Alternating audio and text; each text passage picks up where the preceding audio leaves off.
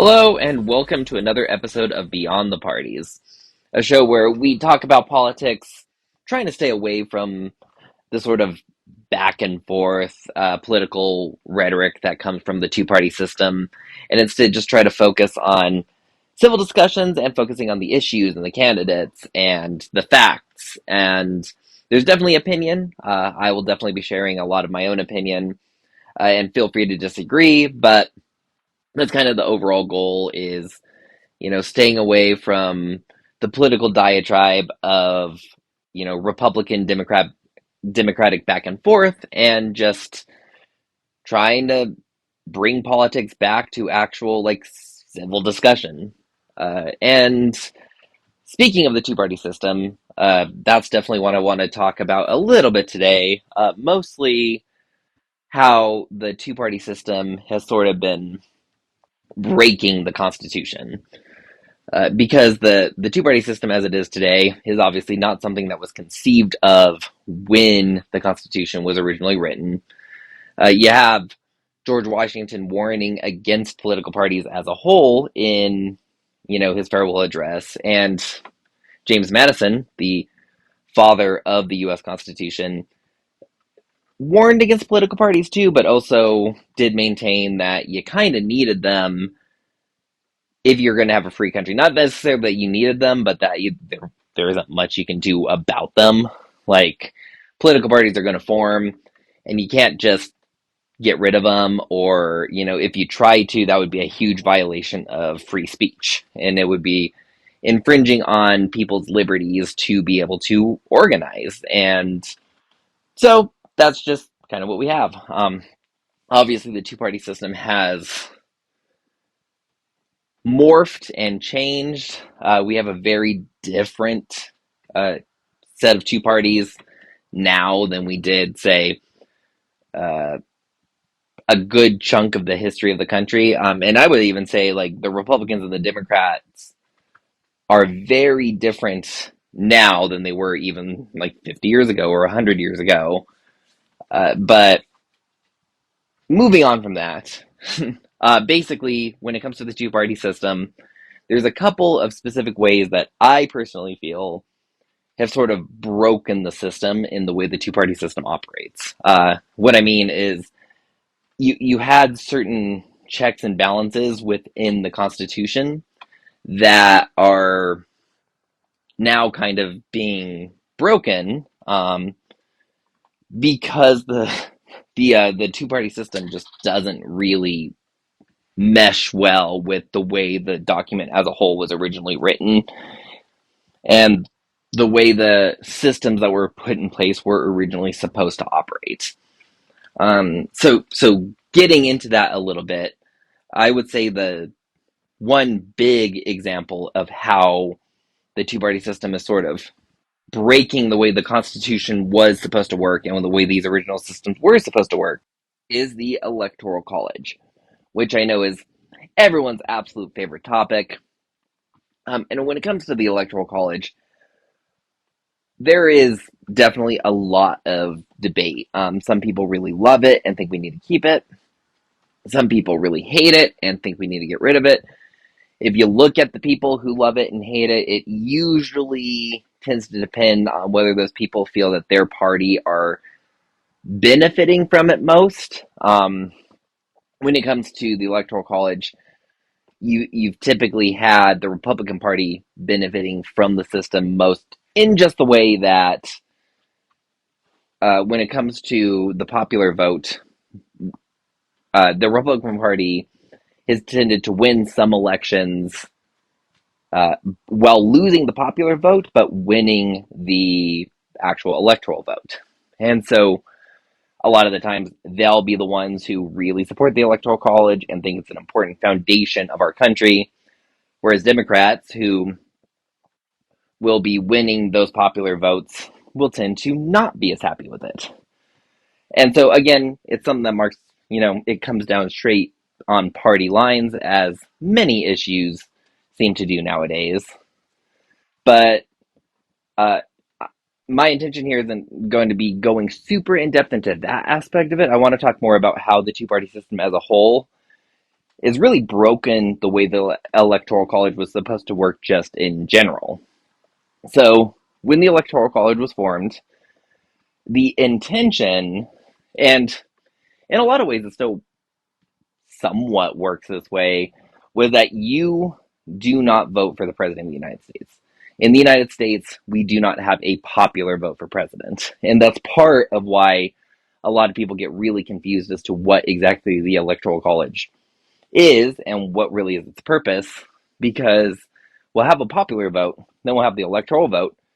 A lot of the times they will line up, sometimes they won't. And so it seems really confusing when, you go to the ballot and you vote for who you want to be as president, and you'll keep track of the election, and you can see, you know, the candidate you voted for winning the popular vote, but they could still lose the election. And the reason for this is because it was never intended, like there was never supposed to be tracking of the popular vote. And that's actually something that really only started happening, I think, in the later 1800s, early 1900s. Because really, when you go to cast your vote for president, you're not voting for the president of the United States. Like you are not, like, using the last election as the example. When you went to the poll, if you cast your vote for Kamala Harris, you did not vote for Kamala Harris. What you did is you voted for an elector who essentially was running to go to the Electoral College, who has made a pledge to vote for Harris when they go to the Electoral College, essentially. Uh, so it's very convoluted because you don't see that on the ballots. What you see are the names of the candidates that you're voting for. But really, you're not voting for the candidates. You're voting for members of the Electoral College who are making pledges that they will vote for a specific candidate if they go to the Electoral College. So that's kind of the gist of where that confusion lies. Is you have to just not look at it like there is an actual popular vote, or that whoever is voting for the president of the United States, like if you cast your vote, you're voting for this person and that vote counts towards the president. It doesn't. You're voting to create the Electoral College. And the reason for that was when the Electoral College was originally formed, the purpose was to avoid a popular vote for president. Again, this is harkening back to some of the founding fathers' fears that, you know, absolute democracy or direct democracy, the idea that you as an individual cast a vote for absolutely everything and 51% wins that election. They were shying away from that, very similarly to how originally, the Senate was not elected by the people. They were appointed by the executives of the states. And the reason for that, when it comes to the Electoral College, is the idea, or I should say, was that if you were voting for president, now the reasoning for that was essentially to establish a system where you as an individual didn't have to necessarily spend all of your time studying the issue, studying these candidates. Especially back then, there wasn't necessarily as much leisure time. A lot of people were farmers or ran their own businesses. And so it was creating a system where you were essentially electing people, part of your community, who you trusted, who intended to go to the Electoral College, and you would hold that election whenever it was set. Now it's set for November is when we elect the Electoral College. But you would elect the members of the Electoral College. They would go and then essentially spend the time deliberating over who they wanted to be as the next president of the United States. And in a way, it was supposed to be very much like the Senate, almost like debating a bill. Like they would, bring up, the people they wanted to run back, especially back then, candidates didn't tend to run for president themselves. They didn't tend to campaign, I should say. Uh, the public mostly did a lot of that for them.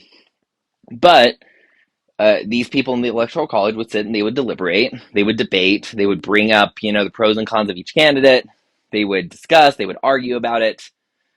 The idea being that when you got to the actual election day, which for us it's now in December, they would cast their votes, and whoever got the required number of votes would win the presidency. But the public had very little to do with that. Like, you were not directly voting for president. You were voting for someone to essentially represent you and, go to bat for, who they thought was the best candidate according to their constituents as well. So you can definitely debate whether or not that's a good system, whether that's a bad system. A lot of people think it's kind of convoluted, and especially nowadays where genuine democracy of having the people have a more direct role, is more and more popular. A lot of people are saying that, hey, maybe this isn't the best system to use, and there's valid points on either side. But that was the way the system was originally supposed to work, was you would elect someone who's going to go, there'd be this big debate, and in theory, because you were electing these people who, presumably knew the issues, knew the candidates, were familiar enough with the pros and cons to be able to actually have a debate about them, you were going to walk away with someone who was probably genuinely the best candidate for the office. Now, the two-party system, as you probably are already starting to realize, kind of breaks that, because what the two-party system has done is it's created this sort of system where we have pledged electors. So instead of, picking people who are going to the electoral college to sort of have this debate and discussion and deliberation about who the best candidate is and have them cast their votes based on that, what you're having instead are, you don't even know really who is going to the electoral college, because it doesn't matter. What you're voting for is someone who has sworn a pledge to go and to vote for a specific candidate based on their party. So realistically, you're voting essentially based on party. And it dismantles the system, because whereas you originally were supposed to have, a lot of discussion and debate around who the best candidate would be and votes being cast based on that, now it just goes to the general public, where instead of having that discussion, you essentially have two candidates. You obviously do get a lot more, but in the system we have today, it's just really not been feasible for anyone who doesn't belong to one of the two major political parties to win that office. Yeah, excuse me. But we have not had a person elected to the office of the presidency who did not belong to one of the two major political parties since Abraham Lincoln was elected right before the Civil War. So that tells you how long it's been and how entrenched in our system the Republican and the Democratic parties are. So when it comes to the Electoral College, and you go and cast your vote, you vote for Trump or you vote for Harris, you're not really voting for them. You are still voting for an elector who is going to go to the Electoral College, but they have sworn a pledge. And usually, most of the states have set it up so whatever candidate gets the most votes, all those electoral votes are going to that candidate.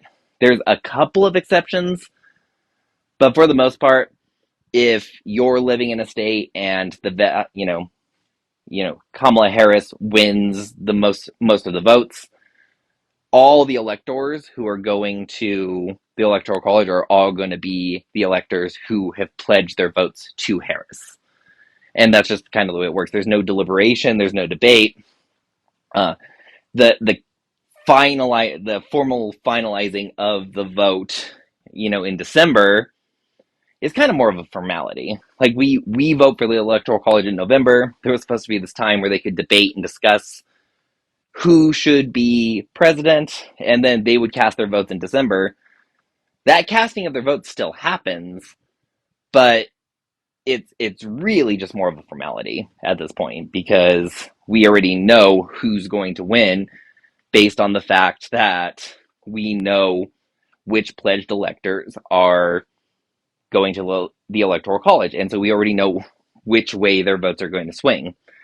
There have been certain minor instances of uh,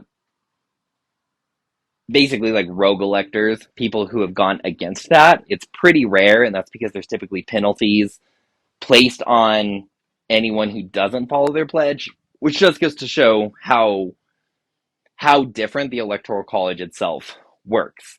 So whether you agree or disagree with the Electoral College as a whole, you can definitely see how the way it works today, where it is very, very different than how it used to work back, before we had pledged electors becoming like the actual way the system works. And that definitely leads to an interesting debate as to how effective the Electoral College is nowadays. Should we try to eliminate the pledge elector system, or should we work towards getting rid of the Electoral College as a whole? It's definitely a debate that has been having, people have been having it more and more, especially as we have had more instances of candidates who didn't win the popular vote, but still won the election, because it raises the question of how much control do the people really have? Detractors of that say that we were never supposed to be a pure democracy in the first place, and the Electoral College, is still important because it's still part of that original representative government system that was created. But it's pretty hard to argue that the Electoral College in any way, shape, or form operates today the way that it was ever intended to. It's been completely broken because of the two parties and the way the pledged elector system works. So I think it's easy to argue that if we were going to keep the Electoral College, we definitely need to eliminate the pledged elector system and let it operate the way it was originally intended. Otherwise, all you're getting is the system where the two parties maintain control over the entire thing, and you have just like this really confusing system of, oh, we have a popular vote, but we don't really have a popular vote. And you're electing your candidate, but even though we seem like we're voting for the candidate we want to be president, the majority could vote a certain way, and that candidate could still definitely lose. And so it's just needlessly complex at that point, and it's entirely because the two-party system has just sort of shattered the way the Electoral College was supposed to work. So that's definitely a debate that I think we need to bring at the forefront of the conversation, because elections are incredibly important. And more presidential elections are increasingly important and are increasingly triggering for a lot of people, especially the more politically polarized we are becoming. And so I think it's important to have this kind of conversation on the Electoral College, and whether or not, it's in any way useful anymore. And if it is, what steps we need to take in order to fix the issues that the pledged electors of the two-party system have really begun to cause. So that's point number one about how the two-party system has really started dismantling certain aspects of the Constitution. The other part, and this, I think in a lot of ways is probably even more important, especially nowadays, is the Supreme Court.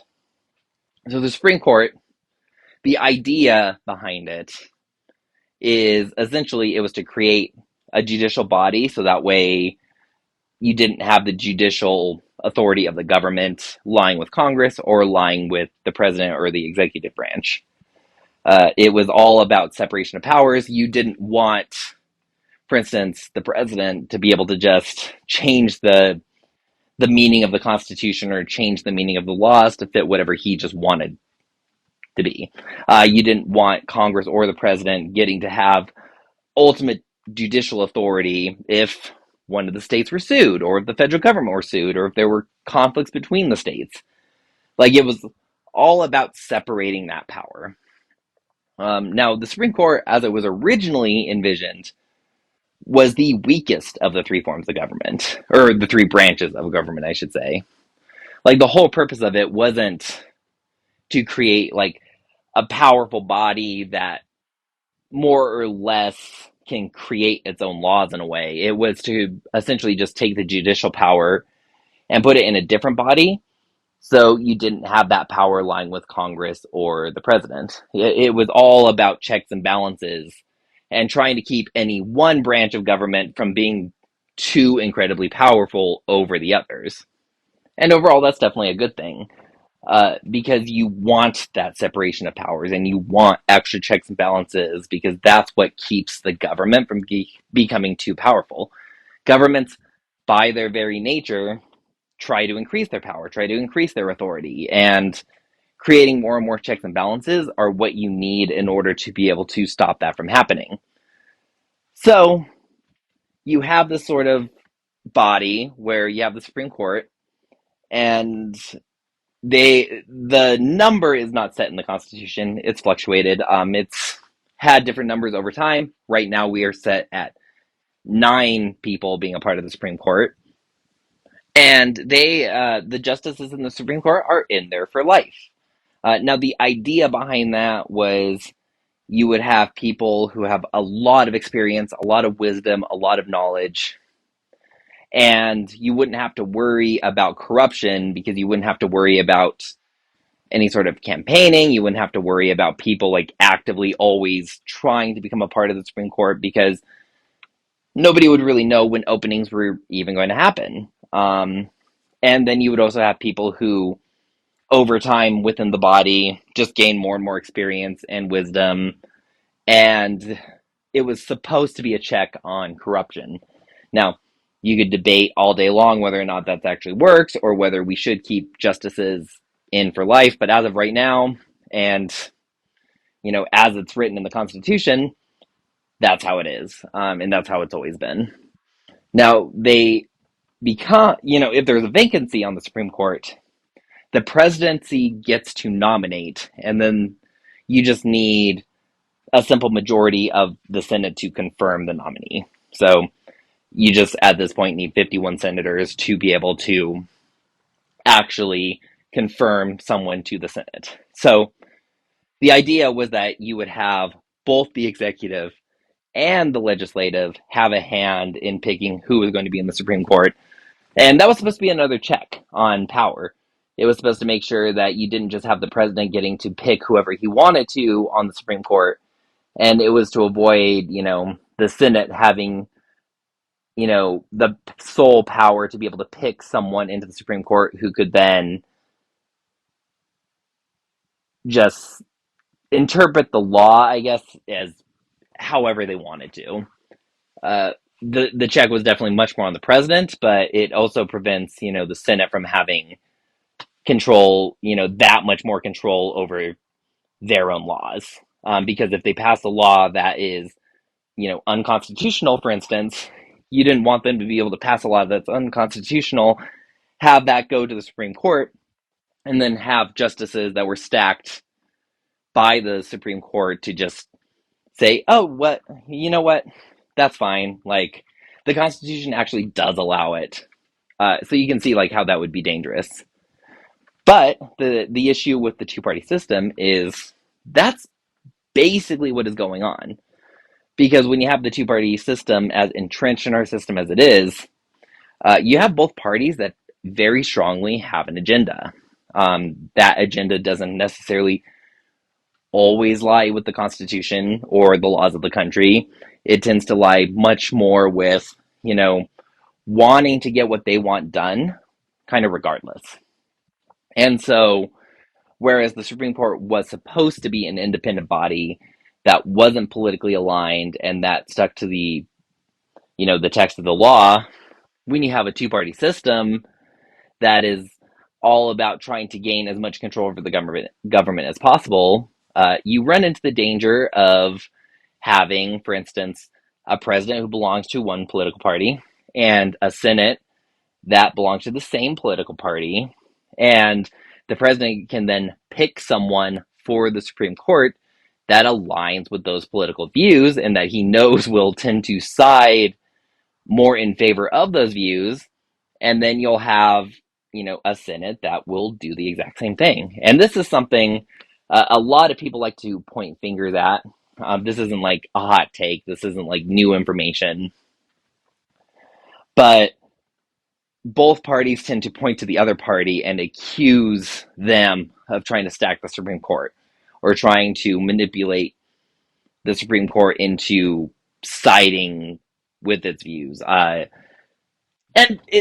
the real, the reality of the situation is both parties have really done this. If you look at the history of the Supreme Court, going all the way back even to FDR, who attempted to pass a law that would actually have a retirement age for the Supreme Court, basically because if that law was passed, enough justices would have been forced to retire that he would have then had much more control over stacking that Supreme Court with people who would side with his agenda and his policies. And you're seeing that now with President Trump, where, that was one of the biggest debates, especially with his last term. If he was president, like, he was probably going to get to nominate someone to the Supreme Court. And that's a fear every time that we have a presidential election now is, well, if you elect this person as president, they could have a Supreme Court nominee, which means they could try to stack the Supreme Court with someone that, is going to side a lot more with them and their party's agenda. And so it completely just breaks the entire concept of the Supreme Court, because now the Supreme Court can interpret the Constitution more liberally or more conservatively, depending on who the majority is, because they tend to be more politically aligned, because the president and the Senate, especially if they are both in alignment with the same party, will tend to try to put people in the Supreme Court that is also in alignment with their party. And that just creates a danger to the system. It completely shatters the point of the Supreme Court when a single political party can more or less have complete control, not only of over the laws that are passed and the enforcement of those laws, but also getting to interpret not only those laws that they are passing, but the very Constitution itself. Laws that were passed ages ago that were meant for checks and balances. And it's easy to start to erode those checks and balances when you have a political party which is able to sort of dictate what those checks and balances are, or dictate that actually the Constitution doesn't allow for this sort of check that we pull that has been in place for decades or since the Constitution was formed.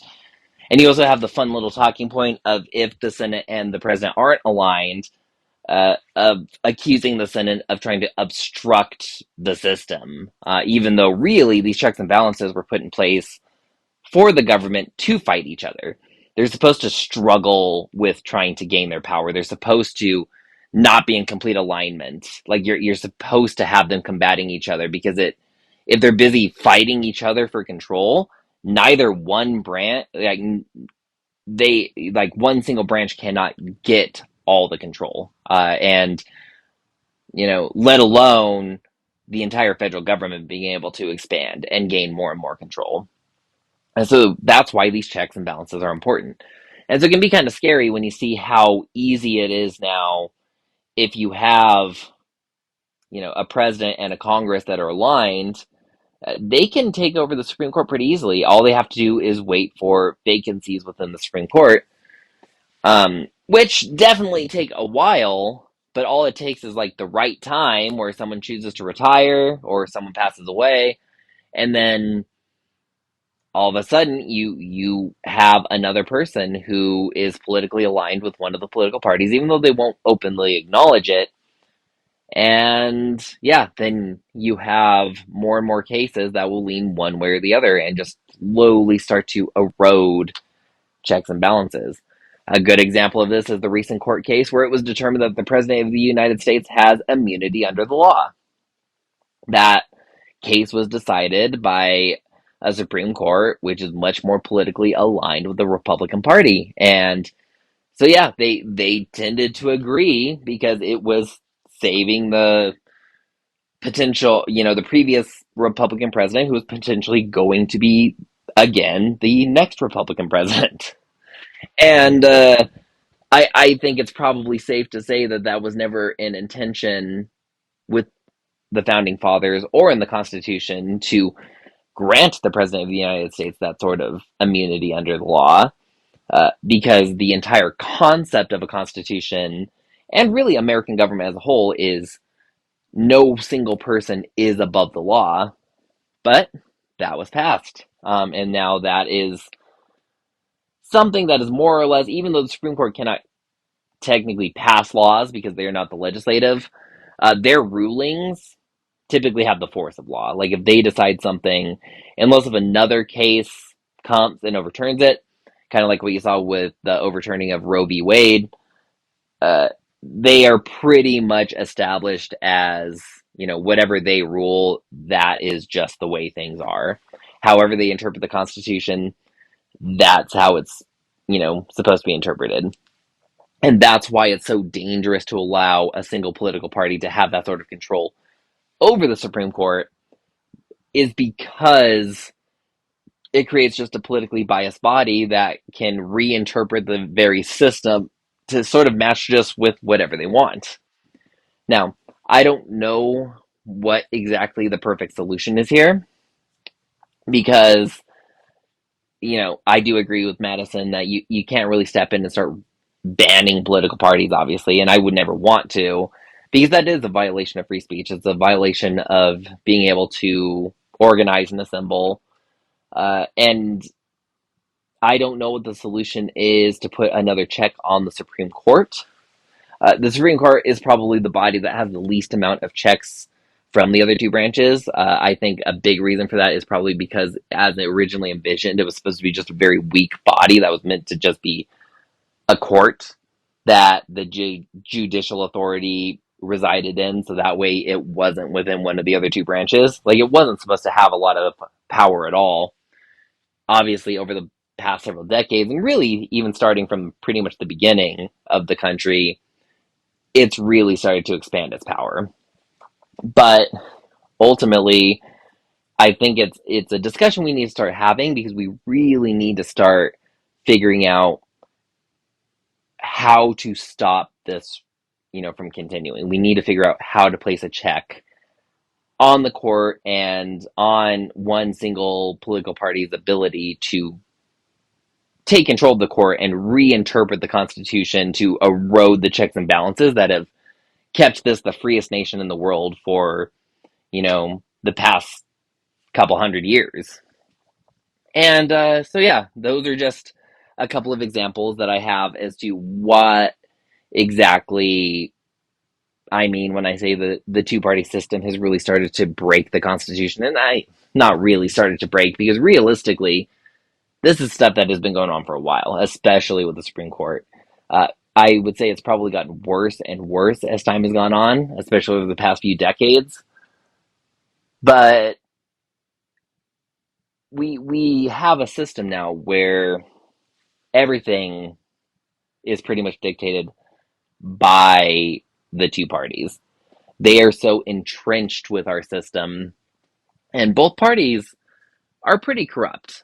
Some of that is just because each political party, their sole purpose is to gain power. Like, that's what a political party does. That's what it's for, is to organize like-minded people in order to pass political agendas, win elections, so on.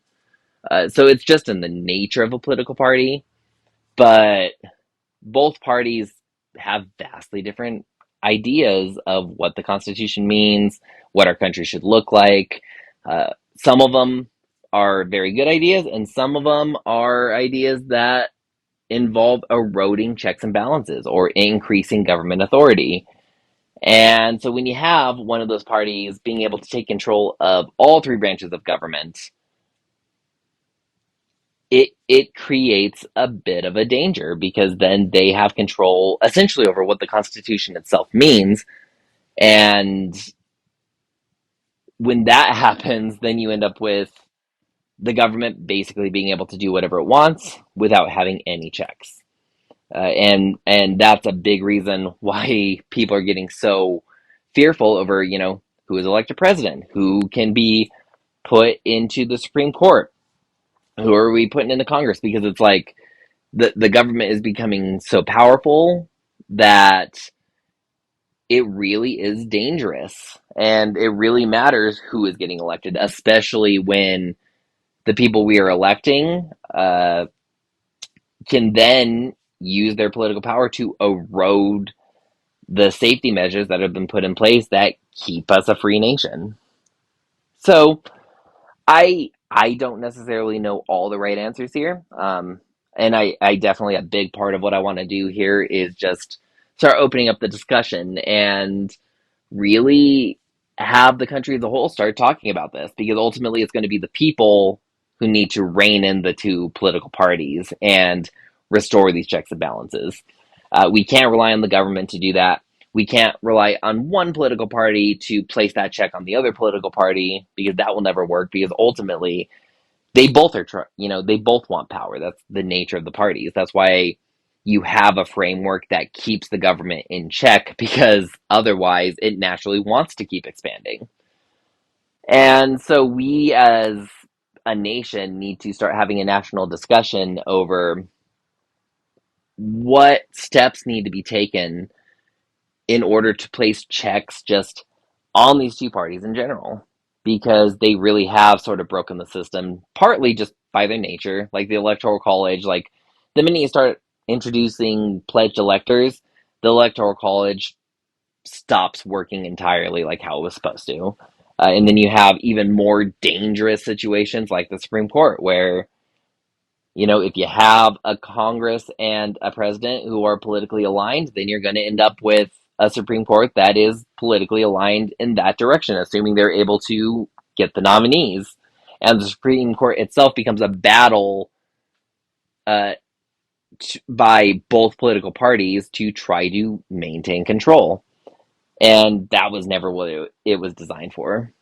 So, yeah, that's about all I have for today. If you guys are interested in this sort of content, or are interested in furthering this conversation and want to help me grow this and get people more aware, please consider donating to or subscribing to my Patreon. It's patreon.com/beyond the parties. It would be, any little bit helps, but ultimately, like, the purpose of this is to just expand this conversation and bring awareness to some of this stuff to people, and just really start having a discussion as to what we can do to actually solve these problems. But yeah, that's about it. I hope you guys enjoyed this episode. Until next time, I've got a couple of ideas as to what I want for my next episode, so I'll be finalizing that here pretty soon. Follow me on TikTok. I'm also on Twitter and Facebook. And yeah, enjoy the political discussion.